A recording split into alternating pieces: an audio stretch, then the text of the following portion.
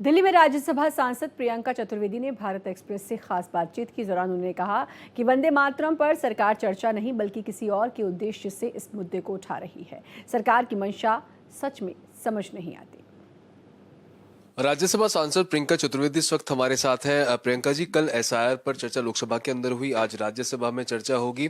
क्या लगता है जो चीजों को डिस्कस करने के लिए आपने जो मांग की थी वो लग रहा है कि सार्थक रूप से होती नजर आ रही है? देखिए, हमने अपनी सारे मुद्दे रखे हैं, पार्लियामेंट के पटल पे रखे हैं और जनता के बीच जनता को सही बातें जानी चाहिए। उनको पता होना चाहिए किस तरीके से, चाहे वो इलेक्शन कमिश्नर का चुनाव हो, सिलेक्शन हो, चाहे वो वोट चोरी हो, चाहे वो ड्यूप्लीकेशन ऑफ वोटर्स हो, चाहे वो डिलीशन ऑफ वोटर्स हो, किस तरीके से एक स्ट्रैटेजी के अनुसार चला आ रहा है और उसकी जवाबदेही तय करने को कोई तैयार नहीं है।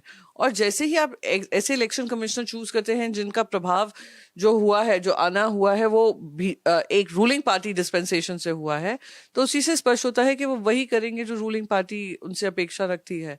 और अभी भी जो भी जवाब आते हैं इलेक्शन कमिश्नर की तरफ से, वो यूजुअली ऐसे लगते हैं कि स्क्रिप्ट लिखा गया है भारतीय जनता पार्टी हेडक्वार्टर से। तो election commissioner once and for all बता दे कि उनकी जिम्मेदारी देश के प्रति है कि नहीं, इलेक्टेड डेमोक्रेसी के प्रति है कि नहीं, फ्री एंड फेयर इलेक्शन के प्रति है कि नहीं, to keep a level playing field की तरफ है कि नहीं। अगर नहीं है तो टैक्स पेयर्स का पैसा क्यों फिजूल में हम बर्बाद करें इलेक्शन कमीशन चलाने में? इतना पूरा बिल्डिंग खड़ी हुई है, सब खड़ा हुआ है, सारा का सारा operations BJP headquarters, world's richest party, India's richest headquarter, वहां पे शिफ्ट कर दीजिए। दुनिया को पता होना चाहिए कि electoral democracy is not functional anymore, it's dysfunctional. तो दिस इज द प्रॉब्लम। अगर सार्थक चर्चा हो, व्यापक चर्चा हुई है, अच्छे मुद्दे उठाए गए हैं, तो उसका जवाब केंद्र सरकार दे और फिर इलेक्शन कमीशन उस पर कार्रवाई करे। तो ये देश की जनता को अब देखेंगे कि जिन लोगों पे भरोसा किया इस उम्मीद से कि वो भरोसे पे खरे उतरेंगे, आज वही हैं जो भरोसे को तोड़ ही नहीं रहे हैं, चकनाचूर कर रहे हैं। साथ ही साथ वही इंडिगो एयरलाइंस, वो लोग जो गोवा की ट्रेजेडी में 25 परिवार उजड़े हैं, उनके जो ओनर्स हैं उनको भगा कर ले गई। वो वही मैं कह रही हूँ, वही इंडिगो जो डोमेस्टिक पैसेंजर्स को ऐसे त्राहिमाम मचाई हुई है, वो उनको ले गई। टाइम पे पहुंच गई थाईलैंड भी।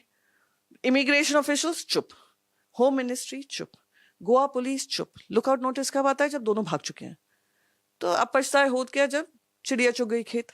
तो यही है, नीरव मोदी से लेकर आज ललित मोदी ले लीजिए, आप मेहुल चोकसी ले लीजिए, और अब ये दो बंधु ले लीजिए। जिसके पास सत्ता है, जिसके पास सत्ता के साथ कनेक्शन है, जिसके पास पैसा है, वो अबव लॉ है। ऐसे ही है जैसे जब आतंकवादी हमले में ऑपरेशन सिंदूर से पहले पुलवामा में जो यहाँ पे मारे गए पहलगाम में, उनके परिवार कहते रह गए कि क्रिकेट मत खेलिए, पर अपने जेब भरने के लिए क्रिकेट खेला गया इंडिया और पाकिस्तान का। वैसे ही इंडिगो की जेब भरने के लिए इनकी अनदेखी की गई। वैसे ही ये गोवा के जो लोग अपना प्रॉफिटेबिलिटी कर रहे थे रूल्स एंड नॉर्म्स फ्लाउट कर कर, उनके पैसे जेब भरने के लिए सारी की सरकार लगी रही और उनको रवाना करने में भी सरकार का बहुत बड़ी भूमिका रही है। तो यही देश का दुर्भाग्य है।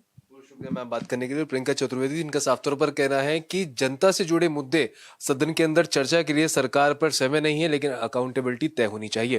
कैमरा पर्सन मन्नू के साथ प्रशांत यागी, भारत एक्सप्रेस, दिल्ली।